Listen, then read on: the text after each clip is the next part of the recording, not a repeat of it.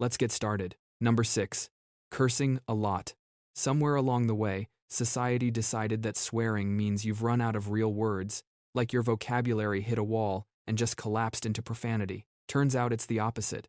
Researchers studying verbal fluency found that people who can rattle off the most curse words also tend to have the largest general vocabularies overall. Swearing isn't a substitute for language skill, it's an extension of it. You need a solid grip on grammar, tone, and timing to land a well-placed expletive for maximum comedic or emotional damage. There's also actual pain relief science behind it. Gripping ice water while cursing lets people tolerate the cold significantly longer than gripping it while staying polite.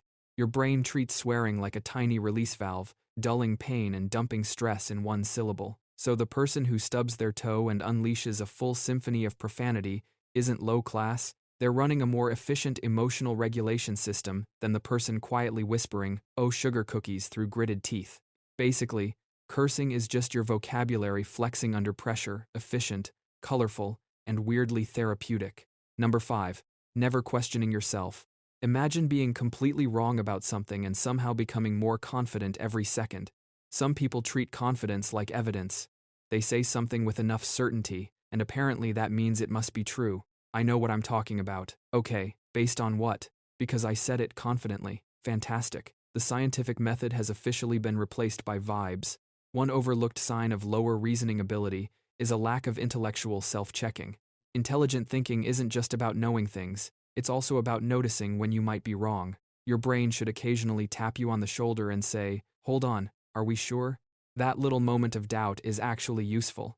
It gives you room to reconsider assumptions, look for missing information, and change your opinion when better evidence appears. The problem is that some people interpret changing their mind as weakness, so instead of saying, "I was wrong," they build an entire skyscraper of excuses to protect one tiny mistake. And the irony is beautiful. The smartest person in the room might say, "I don't know." Meanwhile, the least informed person has somehow prepared a 45-minute lecture. Being uncertain doesn't automatically mean you're intelligent, but being completely incapable of questioning yourself is a pretty reliable way to stay confidently incorrect. Basically, your brain needs an emergency brake. Some people removed theirs because they thought brakes were for losers. Number 4. Being bad at directions.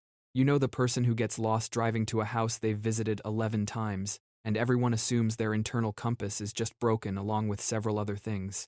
But spatial navigation and general intelligence are almost entirely separate systems in the brain. One lives mostly in the hippocampus, the other spreads across the prefrontal cortex, handling reasoning, memory, and abstract thought. Being bad at directions just means your hippocampus didn't get promoted to built-in GPS, not that the rest of the operation is understaffed. In fact, some research suggests people who rely heavily on verbal or analytical thinking sometimes underperform on spatial tasks, specifically because their brain is busy doing other, more abstract heavy lifting instead. So the friend who takes 4 wrong turns to a grocery store they've been to 50 times might just be a highly verbal, deeply analytical thinker who happens to treat north as a purely theoretical concept. Basically, getting lost isn't a character flaw, it's just proof your brain allocated its resources toward literally anything other than remembering which way is left. Number 3. Hating complex ideas. Your brain loves simple explanations. Aliens did it. The government did it. People are just lazy. Rich people are evil. Poor people are stupid. Everything happens for a reason. Beautiful. 5 seconds, 0 research, absolutely no complications. The problem is that reality is usually much messier. Lower quality reasoning often shows itself through an obsession with overly simple explanations for complicated problems.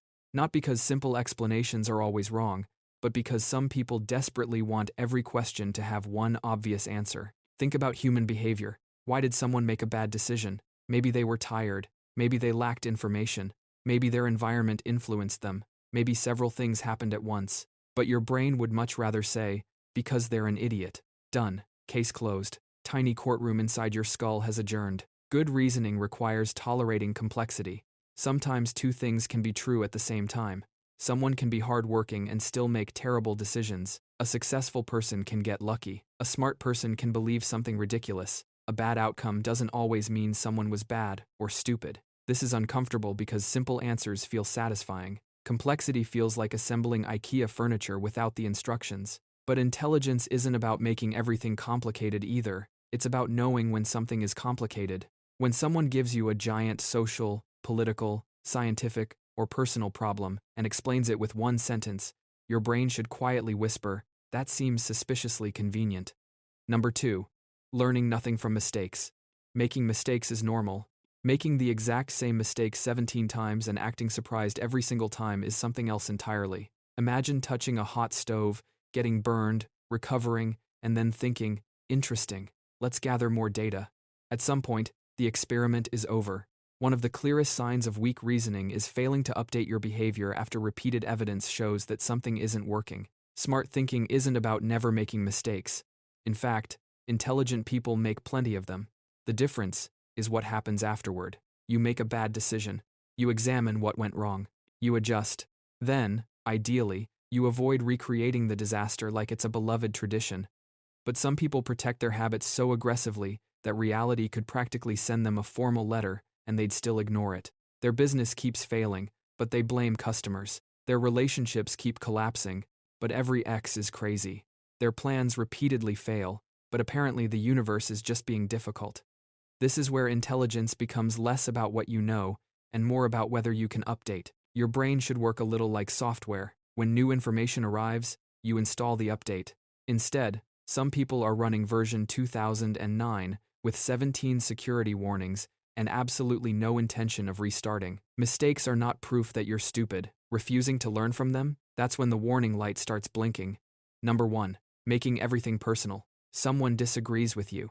Instead of thinking, "Interesting, why do they see it differently?" your brain says, "They must hate me." And suddenly, a harmless disagreement has become World War III.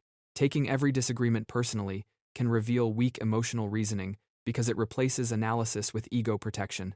If someone criticizes your idea, that doesn't automatically mean they are criticizing you. If someone corrects you, they aren't necessarily attacking you. If someone disagrees with your opinion, they haven't declared war on your bloodline. But when your identity becomes attached to every belief you hold, changing your mind starts to feel like losing. So instead of asking whether an argument is correct, you start asking who is winning. That creates a strange mental trap. You stop evaluating ideas based on evidence and start evaluating them based on who said them. If your friend says something smart, you agree because they're your friend. If someone you dislike says the exact same thing, suddenly you're a professional skeptic. Your brain has basically installed a political campaign manager. The ability to separate your ego from your ideas is incredibly valuable. You should be able to say, "That was a bad argument," without thinking, "Therefore, I am a bad person." Because intelligent people aren't people who are never wrong. They're people who can survive discovering that they were wrong without their entire personality bursting into flames. That's all for today's video. If you enjoyed it, be sure to subscribe.